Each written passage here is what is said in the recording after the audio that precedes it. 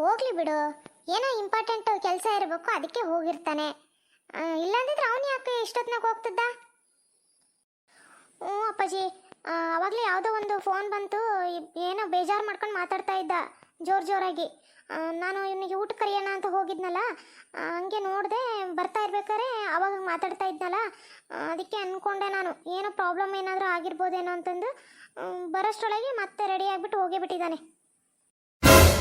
Phone ಮಾಡ್ರಿ ಮೊದಲು ಅವನಿಗೆ, ಎಲ್ಲಿ ಹೋಗಿದ್ದಾನೆ ಏನು ಎತ್ತ ಅಂತಂದು ಕೇಳ್ರಿ. ಎಷ್ಟು ಗಾಬರಿಯಿಂದ ಅವನು ಹೋದ, ನಾನು ನೋಡಿದೆ. ನನಗೆ ಯಾಕೋ ಭಯ ಆಗ್ತಾ ಇದ್ದೀನಿ. ಫೋನ್ ಮಾಡ್ರಿ ಮೊದಲು. ನೋಡ್ ಪದ್ಮ, ಮೊದಲೇ ಅವನು ಟೆನ್ಷನ್ನಾಗಿ ಹೋಗಿದ್ದಾನೆ ಅಂತಂದು ಇಬ್ಬರು ಹೇಳ್ತಾ ಇದ್ದೀರಾ. ಈಗ ನಾವು ಫೋನ್ ಮಾಡಿ ನಾವು ಏನೇನೋ ಅಂದು ಇನ್ನೊಂದಿಷ್ಟು ಯಾಕೆ ಟೆನ್ಷನ್ ಮಾಡಬೇಕು? ಸಮಾಧಾನವಾಗಿರ್ರಿ ಮನೆಗೆ ಬರೋವರೆಗೂ. ನಿಮಗೆ ಹೇಳ್ತೀನಲ್ಲ, ನನಗೆ ಬುದ್ಧಿ ಇಲ್ಲ, ಸುಮ್ಮನಿರ್ರಿ. ನಿಮಗೇನು ಗೊತ್ತು, ಹೆತ್ಕೊಳ್ಳಿ ನಾನು, ನನಗೆ ಸಂಕಟ ಆದಷ್ಟು ನಿಮಗೆ ಆಗೋದಿಲ್ಲ. ಓಕೆ, ಫಸ್ಟು ಫೋನ್ ಹಚ್ಚಿ ಮಾತಾಡ್ತಾನೆ. ಎಲ್ಲದನೋ ಏನೋ, ಏನಾಗೈತೋ ಏನೋ. ಹಲೋ, ಹೇಳಮ್ಮ. ಹಲೋ, ಎಲ್ಲಿದೆಯಪ್ಪ ನೀನು? ಅದು ಇಲ್ಲ, ಒಂದು ಸ್ವಲ್ಪ ಹೊರಗಡೆ ಕೆಲಸ ಇತ್ತಮ್ಮ, ಅದಕ್ಕೆ ಬಂದಿದ್ದೆ. ಅದೇ ಎಲ್ಲಿದೆಯಾ ಅದನ್ನೇ ಕೇಳ್ತಾ ಇರೋದು. ಅಂತ ಇಂಪಾರ್ಟೆಂಟ್ ಕೆಲಸ ಏನು ಇಷ್ಟೊತ್ತಿಗೆ ಹೋಗುವಂಥದ್ದು? ಊಟನೂ ಮಾಡಿಲ್ಲ, ಏನಿಲ್ಲ. ನಾವೆಲ್ಲರೂ ಇಲ್ಲಿ ಕಾಯ್ತಾ ಇರ್ಬೇಕಾದ್ರೆ ಎಲ್ಲಿ ಹೊಂಟೋದೆ ನೀನು? ಮನೆಗೆ ದೊಡ್ಡವರು ಅಂತಂದು ಇರ್ತಾರೆ, ಹೇಳ್ಬೇಕು ಕೇಳಬೇಕು ಅನ್ನೋದು ಏನು ಇಲ್ಲೇ ನಿನಗೆ? ನಿಂದ ನೀನು ಮಾಡ್ತಾ ಇದೀಯಾ ರೋಷನ್? ಇಲ್ಲಮ್ಮ, ನನ್ನ ಫ್ರೆಂಡು ಕಾಲ್ ಮಾಡಿದ್ದ. ಏನೋ ಅವರು ಸಿಸ್ಟರ್ಗೇನೋ ಆಕ್ಸಿಡೆಂಟ್ ಆಗಿ ಹಾಸ್ಪಿಟಲ್ಗೆ ಅಡ್ಮಿಟ್ ಮಾಡಿದ್ರಂತೆ. ಅದಕ್ಕೆ ಮಗ ಬೇಗ ಬಾರೋ ಸ್ವಲ್ಪ ಅಂತ ಹೇಳ್ದ. ಹಾಗಾಗಿ ನಾನು ಬಂದಿದ್ದೀನಿ ಅಷ್ಟೇ. ಅಂಥದ್ದು ಏನಾಗಿಲ್ಲ, ಆರಾಮಾಗಿದ್ದಾರೆ. ಬರ್ತೀನಿ, ನಾನು ಸ್ವಲ್ಪ ಹೊತ್ತು ಮನೆಗೆ ಬರ್ತೀನಿ.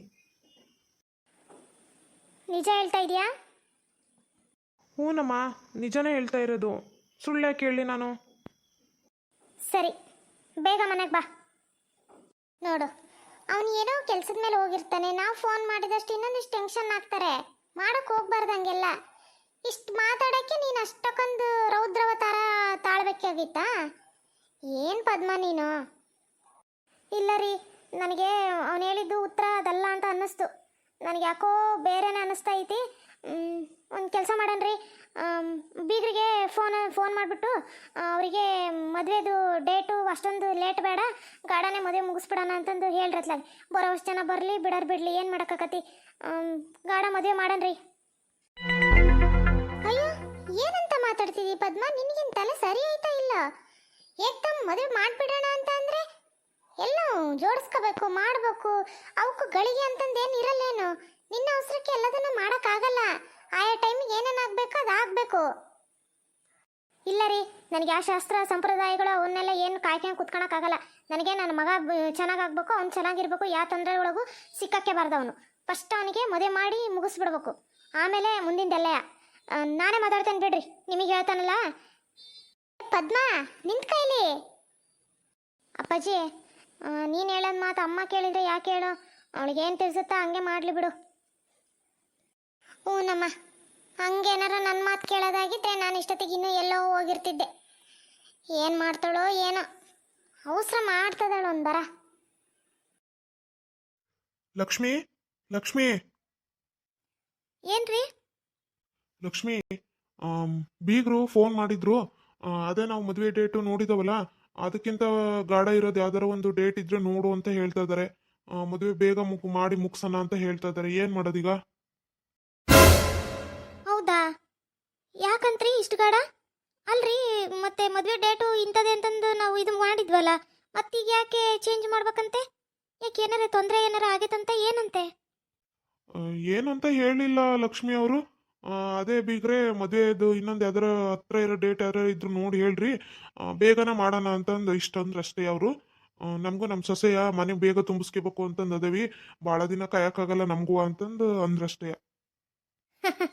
ಹೌದಾ? ನಾನೇನೋ ಗಾಬರಿ ಆಗ್ಬಿಟ್ಟಿದ್ನಲ್ರಿ, ಏನೋ ಆಗ್ಬಿಟ್ಟತ್ತೇನೋ ಅಂತಂದು. ಅದು ನಮ್ಮ ಮಗಳು ನೋಡಿ ಅವರಿಗೆ ಭಾಳ ಇಷ್ಟ ಆಗ್ಬಿಟ್ಟೈತಿ. ಮತ್ತು ಸುಮ್ಮನೆ ನಿಧಾನ ಮಾಡ್ಕೊಂತಂದ್ರೆ ಏನಾರೇ ಸುಮ್ಮನೆ ಯಾಕೆ ಬೇಕು ಅಂತ ಅವರು ಯೋಚನೆ ಇರ್ಬೋದು. ನೋಡ್ರಿ, ಐನಾರ ಹತ್ರ ಹೋಗ್ಬರ್ತೀರೇನ? ಹೋಗ್ಬಂದು ಹತ್ರದಾಗೆ ಯಾವ್ದಾರ ಒಂದು ಡೇಟ್ ಇದ್ರೆ ನೋಡಿ ಹೇಳಕ್ಕೆ ಹೇಳ್ರಿ. ಹ್ಞೂ ಲಕ್ಷ್ಮಿ, ಹಂಗೆ ಮಾಡ್ತೀನಿ ತಗ, ಹೋಗೇ ಬಂದ್ಬಿಡ್ತೀನಿ ತಗ ಈಗ. ಹ್ಞೂ ರೀ, ಹಂಗೆ ಕುಬೇರಣ್ಣನ ಕರ್ಕೊಂಡು ಹೋಗ್ರಿ ಜೊತೆಗೆ. ಒಂದು ಕೆಲಸ ಮಾಡ್ರಿ, ಊಟ ಮುಗಿಸ್ಕೊಂಡು ಹೋಗ್ಬಿಡ್ರಿ ಅತ್ಲಾಗೆ. ಮತ್ತು ನಿಮ್ಗೆ ಕಾಯಕ್ಕಾಗಲ್ಲ ಬರೋವರ್ಗುನು. ನಾವು ಉಂಡು ಮಕ್ಕೊಂಬಿಡ್ತಾವತ್ಲಾಗೆ ನೀವು ಹೋಗಿ ಬರ್ರಿ. ಹ್ಞೂ ಹಂಗೆ ಮಾಡಂತಾಗ ಅತ್ಲಾಗೆ ಅವರು ಅಷ್ಟೊತ್ತಿಗೆ ಉಂಡು ಕುಂತಿರ್ತಾರೆ ಹೊರ ಗಂಡ ಹೆಂಡತಿ ಆರಾಮಾಗಿ. ನಾನು ಉಂಡೆ ಹೋಗ್ಬಿಡ್ತಾನೆ ಅತ್ಲಾಗೆ. ನಡಿ ಊಟಕ್ಕೆ ಬಡ್ಸ್ ನಡಿ. ಮಕ್ಕಳೆಲ್ಲ ಏನು ಮಾಡ್ತಿದ್ದಾರೆ? ಅವರು ಅದೇ ಪೂಜೆದು ಸಾಮಾನೆಲ್ಲ ಇದ್ವಲ್ಲ ಅವನ್ನೆಲ್ಲ ತೆಗ್ದಿಡ್ತಾ ಇದ್ರು ತೊಳೆದು. ಬರ್ರಿ ನೀವು ಊಟ ಮಾಡಿ ಬರ್ರಿ, ನಾವು ಆಮೇಲೆ ಊಟ ಮಾಡ್ತೀವಿ. ಸರಿ ನಡಿ ಲಕ್ಷ್ಮಿ, ಬಡ್ಸ್ ನಡಿ. ಸಾಗರ್, ಓ ರೋಷನ್ ಬಂದ್ಯಾ? ಒಂದು ನಿಮಿಷ ಇರು. ಅಂಕಲ್ ಆಂಟಿ ಒಳಗಡೆ ಇದ್ದಾರೆ, ಕರ್ಕೊಂಬರ್ತೀನಿ. ಸಾಗರ್, ನನಗೆ ಯಾಕೋ ಭಯ ಆಗ್ತಾಯಿದೆ ಕಣೋ. ಇದು ಬೇರೆ ಹಾಸ್ಪಿಟಲು, ಜನ ಎಲ್ಲ ಇರ್ತಾರೆ, ಸುಮ್ಮನೆ ಯಾಕೆ ಪ್ರಾಬ್ಲಮ್ ಅಂತ. ಮಗ, ನೀನು ಇವಾಗ ಮಾತಾಡಲಿಲ್ಲ ಅಂದರೆ ನೀನು ಸುಮ್ಮನೆ ಸಿಕ್ಕಾಕಂತೀಯ ಕಣೋ. ಅದಕ್ಕೋಸ್ಕರ ನಾನು ಬಾ ಅಂತ ನಿಂಗೆ ಹೇಳಿದ್ದು. ಏನೂ ಆಗಲ್ಲ, ಸುಮ್ಮನೆ ಇರು. ಸರಿನಪ್ಪ. ಹೇಗಿದ್ದಾಳೆ ಅವಳು? ಪರವಾಗಿಲ್ಲ, ಏನು ಪ್ರಾಬ್ಲಮ್ ಇಲ್ಲ, ಬಟ್ ಇನ್ನೂ ಕಾನ್ಷಿಯಸ್ ಬಂದಿಲ್ಲ. ಹೌದಾ? ಸರಿ, ಕರ್ಕೊಂಬರ್ತೀನಿರು. ಛೇ, ಅವ್ರು ಏನು ಮಾತಾಡ್ತಾರೋ ಏನೋ. ನಾನು ಏನಂತ ಮಾತಾಡಲಿ ಅವ್ರಿಗೆ? ನನಗೆ ಬೇರೆ ಗೊತ್ತೇ ಆಗ್ತಾ ಇಲ್ಲ. ಛೇ, ಇಲ್ಲ ಇಲ್ಲ, ನನಗೆ ಹೆದರ್ಕೋಬಾರ್ದು. ಧೈರ್ಯವಾಗಿ ಮಾತಾಡಲೇಬೇಕು ಇವಾಗ ನಾನು. ಹೌದು.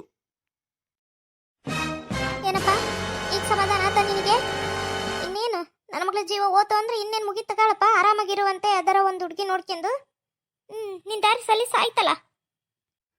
ಯಾಕಪ್ಪ ಯಾಕಪ್ಪ ಹಿಂಗೆ ಮಾಡಿದೆ ನನ್ನ ಮಗಳಿಗೆ? ಅಂತ ತಪ್ಪೇನು ಮಾಡಿದಾಳಪ್ಪ ಅವಳು? ಅಷ್ಟು ಇಷ್ಟಪಟ್ಟ ಮೇಲೆ ಇನ್ನೇನು ಮನೇಲೂ ನಾವು ನೋಡ್ತಾ ಇದ್ವಿ, ಮಾತಾಡ್ತಾ ಇದ್ವಿ, ನಿಮ್ಮ ತಂದೆ ತಾಯಿ ಹತ್ರನೂ ಮಾತಾಡ್ತಾ ಇದ್ವಿ. ಇಷ್ಟ ಆಯಿತು ಅಂದರೆ ಮದುವೆ ಮಾಡಿಸ್ತಿದ್ವಲ್ಲ. ಇಂಥ ದುಡುಕಿ ನಿರ್ಧಾರಗಳನ್ನ ಯಾಕ್ರಪ್ಪ ಮಾಡ್ತೀರಾ? ತಂದೆ ತಾಯಿಗಳಿಗೆ ನೋವು ಮಾಡೋದಕ್ಕೆ ಇಷ್ಟಪಡೋದು ಯಾಕೆ? ಮತ್ತು ನೀನು ನಂಗೆ ಬೇಡ ಅಂತ ಹೇಳೋದು ಯಾಕಪ್ಪ? ಅಂಕಲ್, ಏನು ಹೇಳ್ತಾ ಇದ್ದೀರಾ ನೀವು? ಯಾಕಪ್ಪ, ಏನು ತಪ್ಪು ಹೇಳಿದ್ನ ನಾನು? ನಿಜನೇ ತಾನೇ ಹೇಳ್ತಾ ಇರೋದು. ಇಲ್ಲ ಅಂಕಲ್, ನೀವು ತಪ್ಪಾಗಿ ತಿಳ್ಕೊಂಡಿದ್ದೀರಾ. ದಯವಿಟ್ಟು ನನ್ನನ್ನು ಕ್ಷಮಿಸ್ಬಿಡಿ. ನಾನು ಯಾವತ್ತೂ ಸ್ಫೂರ್ತಿನ ಇಷ್ಟನೇ ಪಡಲಿಲ್ಲ. ಅವಳು ಮಾತ್ರ ನನ್ನನ್ನು ಇಷ್ಟಪಡ್ತಾ ಇದ್ಲು. ನಾನು ಅವಳ ಜೊತೆ ಸಲಿಗೆಯಿಂದ ಇದ್ದಕ್ಕೆ ಮಾತ್ರಕ್ಕೆ ಅವಳು ಆ ಥರ ತಿಳ್ಕೊಳ್ಳೋದು ತಪ್ಪಲ್ವಾ ಅಂಕಲ್? ದಯವಿಟ್ಟು ನಾನು ಅವಳನ್ನ ಇಷ್ಟಪಟ್ಟಿಲ್ಲ ಅಂಕಲ್. ಆ್ಯಸ್ ಅ ಫ್ರೆಂಡ್ ಆಗಿ ಅವಳ ಜೊತೆಗೆ ಮಾತಾಡ್ತಿದ್ದೆ ಹೊರತು ಬೇರೆ ಆ ಥರ ಭಾವನೆಗಳು ಏನೂ ಇರಲಿಲ್ಲ. ಬೇಕಿದ್ರೆ ಸಾಗರ್ನ ಕೇಳಿ. ಅಂಕಲ್, ಅವ್ನು ಹೇಳ್ತಾ ಇರೋದು ನಿಜ ಅಂಕಲ್. ಇವನೇನು ಇಷ್ಟಪಡ್ತಾ ಇರಲಿಲ್ಲ, ಸ್ಫೂರ್ತಿ ಅಷ್ಟೇ ಅವಳು ಇವನನ್ನು ಇಷ್ಟಪಡ್ತಾ ಇದ್ದಿದ್ದು. ಅವಳೇ ಇವನಿಂದ ಬಿದ್ದಿದ್ಲು ಹೊರತು ಇವನು ಅವಳಿಂದ ಬಿದ್ದಿರಲಿಲ್ಲ. ನೀವು ತಪ್ಪಾಗಿ ತಿಳ್ಕೊಂಡಿದ್ದೀರಾ ಅಂಕಲ್. ಓ, ಇಷ್ಟೆಲ್ಲ ಆದಮೇಲೆ ಈ ರೀತಿ ಉಲ್ಟಾ ಹೊಡಿಬೇಕು ಅಂತ ಮಾತಾಡ್ತಾ ಇದೀಯಾ? ಓ, ಎಲ್ಲೋ ನಿನ್ನ ಮೇಲೆ ತಪ್ಪು ಬಂದ್ಬಿಟ್ರೆ, ಅವಳಿಗೇನಾರು ಹೆಚ್ಚು ಕಡಿಮೆ ಆಗಿ ನಿನ್ನೇನಾರು ಜೈಲಿಗೆ ಹೋಗ್ಬಿಟ್ರೆ? ಅಬ್ಬಬ್ಬಬ್ಬಬ್ಬಬ್ಬ, ಎಷ್ಟು ಬುದ್ಧಿವಂತ ಇದೆಯಾ ನೀನು ಅಂದರೆ! ಇಲ್ಲ ಇಲ್ಲ ಇಲ್ಲ, ಇದನ್ನು ಮಾತ್ರ ನಾನು ಇಲ್ಲಿಗೆ ಬಿಡೋದೇ ಇಲ್ಲ ಬಿಡು. ಆಂಟಿ, ನಾನು ನಿಜನೇ ಹೇಳ್ತಾ ಇದ್ದೀನಿ ಆಂಟಿ. ಆ ಥರ ಏನೂ ಇಲ್ಲ ಆಂಟಿ. ಬೇಕಿದ್ರೆ ಅವ್ಳು ಫೋನ್ ಚೆಕ್ ಮಾಡಿರಿ ನೀವು. ನಾನು ಅವಳು ಇಷ್ಟಪಡೋದಾಗಿದ್ರೆ ಅವಳ ಜೊತೆ ಪದೇ ಪದೇ ನಾನು ಫೋನಲ್ಲಿ ಮಾತಾಡ್ತಾ ಇದ್ದೆ, ಮೆಸೇಜ್ ಮಾಡ್ತಾ ಇದ್ದೆ. ಆ ಥರ ಏನು ಕಾನ್ವರ್ಸೇಷನ್ನೇ ಆಗಿಲ್ಲ ಆಂಟಿ. ಏನು ಆಫೀಸಲ್ಲಿ ಸಿಗ್ತಾ ಇದ್ವಿ, ಮಾತಾಡ್ತಾ ಇದ್ವಿ ಅಷ್ಟೇ ಆಂಟಿ. ಎಲ್ಲರೂ ಕಾಫಿ ಕುಡಿಯೋಕ್ಕೆ ಹೋಗೋಣ ಅಂದರೆ ಹೋಗ್ತಾ ಇದ್ವಿ ಅಷ್ಟೇ, ಆ್ಯಸ್ ಅ ಫ್ರೆಂಡ್ ಆಗಿ. ಆದರೆ ಆ ಥರ ಎಲ್ಲ ಏನು ಇಲ್ಲ ಆಂಟಿ. ನೀವು ಬೇಕಿದ್ರೆ ನಿಮ್ಮ ಮಗಳು ಫೋನ್ ಚೆಕ್ ಮಾಡಿ, ಗೊತ್ತಾಗುತ್ತೆ ನಿಮಗೇನೆ. ನನ್ನ ಮೇಲೆ ನಂಬಿಕೆ ಇಲ್ಲದೆ ಇರ್ಬೋದು ನಿಮಗೆ, ಬಟ್ ನಿಮ್ಮ ಮಗಳನ್ನ ಫೋನ್ ನೋಡಿದ್ರೆ ನಿಮಗೆಲ್ಲ ಅರ್ಥ ಆಗುತ್ತಲ್ವಾ? ಅಲ್ಲಪ್ಪ, ನೀನು ನೋಡಿದ್ರೆ ಹಿಂಗೆ ಹೇಳ್ತಿದ್ದೆ, ಅವಳು ನೋಡಿದ್ರೆ ಹಂಗೆ ಹೇಳ್ತಾಳೆ. ಯಾವ್ದನ್ನ ನಂಬಬೇಕು, ಯಾವ್ದನ್ನ ಬಿಡ್ಬೇಕು? ನಮಗಂತೂ ಒಂದು ತಿಳಿಯುವಲ್ದು ನೋಡ್ರಿ. ಅಂಕಲ್, ಇವನು ಹೇಳ್ತಾ ಇರೋದೇ ನಿಜ ಅಂಕಲ್. ನಾನು ಅವಳು ಎಲ್ಲ ಒಂದೇ ಆಫೀಸಲ್ಲೇ ವರ್ಕ್ ಮಾಡ್ತಾ ಇರೋದು. ನನಗೂ ಎಲ್ಲ ಗೊತ್ತು. ಬಟ್ ಇವನು ಮಾತ್ರ ಅವಳನ್ನ ಇಷ್ಟಪಡಲೇ ಇಲ್ಲ ಅಂಕಲ್. ಅವಳೇ ಇವನನ್ನು ಇಷ್ಟಪಡ್ತಾ ಇದ್ದಿದ್ದಷ್ಟೇ. ಅದು ನಿಮ್ಮ ಮನೇಲಿ ಹಂಗೆ ಹೇಳಿದಾಳೆ ಹೊರತು ಯಾಕೆ ಹಂಗೆ ಹೇಳಿದ್ಲು ಅಂತಲೂ ಗೊತ್ತಿಲ್ಲ ನಮಗೆ.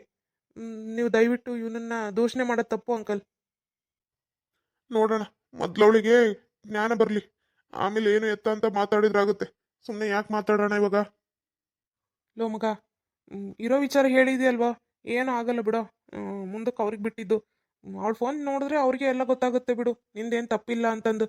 ಯಾಕೆ ಟೆನ್ಷನ್ ಮಾಡ್ಕೊತೀಯ? ಬಾ, ಹೊರಗಡೆ ಇರೋಣ. ಅಲ್ಲ ಮಗ, ಇವಳು ಈ ಥರ ಮಾಡ್ಕೊಳ್ತಾಳೆ ಅಂತ ನಂಗೆ ಗೊತ್ತೇ ಇರಲಿಲ್ಲ ಕಣೋ. ಇಲ್ಲ ಅಂದಿದ್ರೆ ನಾನು ಸಮಾಧಾನವಾಗಿ ಅವ್ರ ಮನೆಗೆ ಹೋಗ್ಬಿಟ್ಟು ಮಾತಾಡ್ತಾ ಇದ್ದೆ. ಎಂಥ ಕೆಲಸ ಮಾಡ್ಕೊಂಬಿಟ್ಟಿದ್ದಾಳೋ.